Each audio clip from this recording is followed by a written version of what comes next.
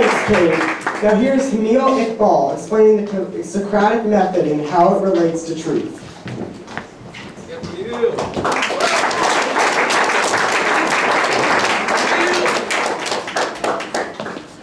First, let me ask all of you, how many of you like candy?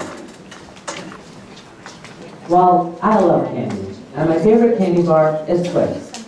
But why is this my favorite candy bar? Well, let's see. Have I ever eaten a different candy bar?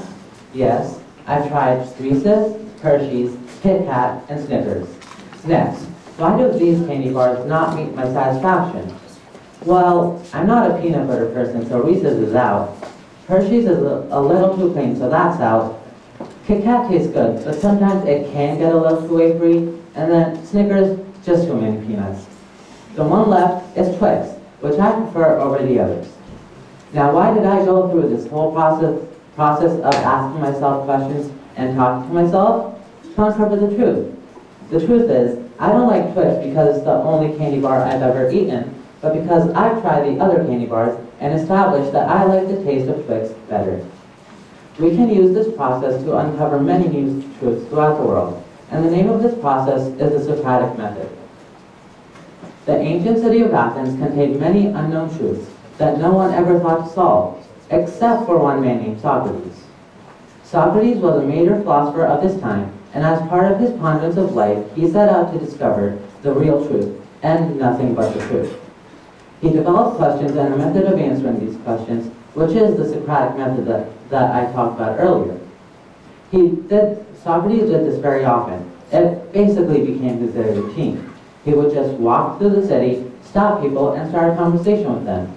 He was also a teacher and taught his students about many new concepts that the elderly did not even know of.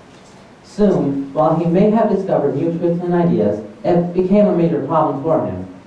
Because of Socrates' philosophical ways, people became skeptical of his own beliefs, and he was accused of corrupting the youth and not recognizing gods that were recognized by the state. He was put on trial with 500 people jury, made up of regular Athenian citizens, and since he was accused of going against the norm, he was obviously found guilty. Even though he was sentenced to death by drinking poison, his teachings and discoveries are still alive today. Now, with the story of Socrates, I developed a theory of how truth changes over time and as we gain more knowledge. Let's call this the evolution of truth. For example, how many of you knew that there is a law currently in Summit that states that automobiles are not to pass horse-drawn carriages on the street? As bizarre as they may sound, when this law was passed, it was quite normal to have horse-drawn carriages as a mode of transportation, and it was true that modern vehicles were a threat to them. But now, with so much more technology and advancement, we can say that automobiles are in fact not harmful to carriages. But let's look beyond that. Today, we're going to analyze truth and its evolution in trends, science, and politics. First up is trends. So, over the course of my middle school years, the current 8th grade has been very dynamic when it comes to social media. From 6th grade to almost half of 7th grade, almost everyone in the class had a Google Plus account. Then all of a sudden, Instagram came along and has become the next big thing. I was also part of this bandwagon, but exactly why did this switch happen? Let's use the Socratic method to answer this question. Now I will be playing the role as Socrates and myself. Socrates on the left, myself the right. First, what is the difference between Instagram and Google Plus? Well, on Instagram, you can share photos and videos with captions, while on Google Plus, you can share photos, videos, written posts, and basically anything that's online. Now, why do you think that this switch happened? Well, because Instagram is better than Google Plus. Now, what made you specifically switch to Instagram? Well, all of my friends started to get an Instagram account, so I was like, sure, why not? Now, was Google Plus considered the big thing before? Yes, just as much as Instagram now. Now, why was it considered the big thing? Well, because it's a social media site and people can communicate on it. And isn't Instagram also a social media site where people can communicate on? Yes.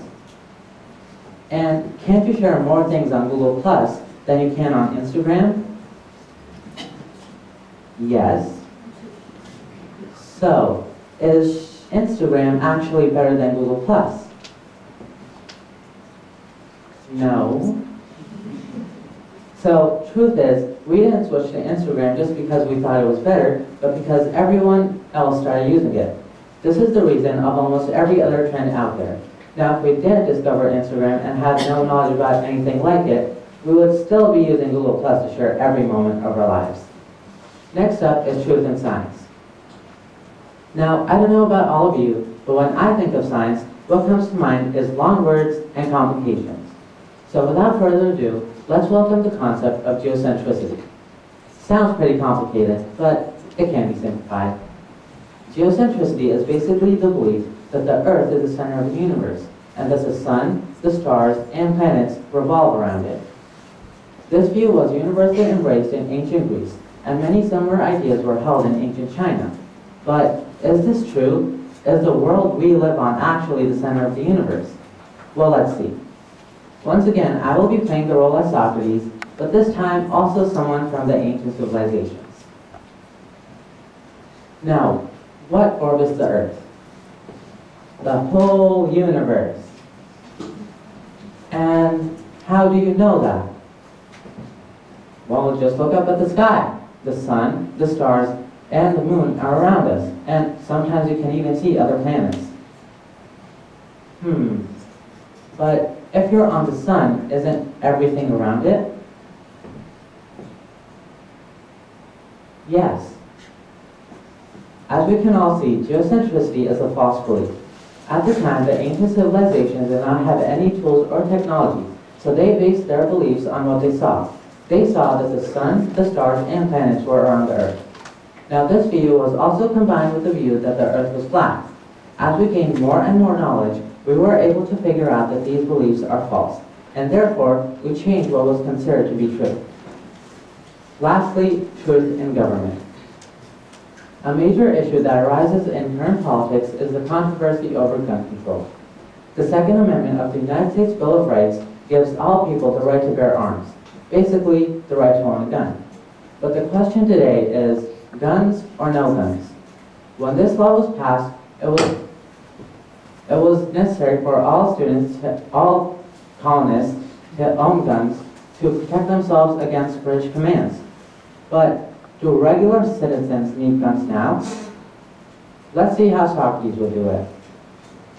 And one more time, Socrates, but this time also a gun owner. Now, what is your stand on gun control?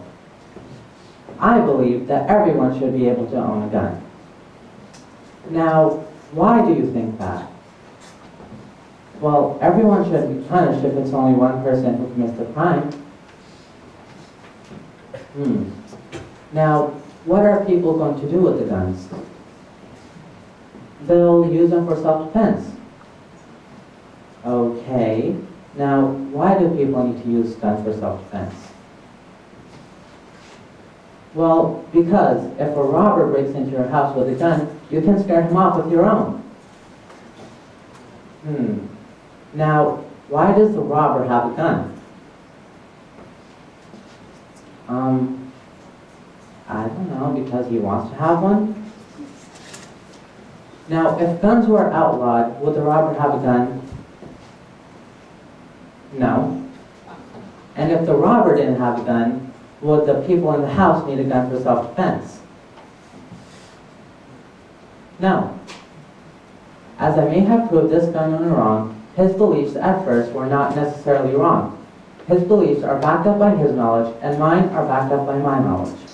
So, what it comes down to is the fact that truth is not constant. The more information and the more knowledge we obtain, the faster we are able to change truth. What is true and what is not true if it is basically formed by people and their discoveries. Even though we can prove geocentricity wrong, does not mean that the believers were uneducated. With the knowledge they had, they were able to state that the Earth is the center of the universe. just like how we can state that there's no universe parallel to ours. But maybe in the future, humans will discover a parallel universe. If we took the time to think about our ideas and thoughts, who knows what we'd be able to discover. After all, it only takes one person to discover a new truth.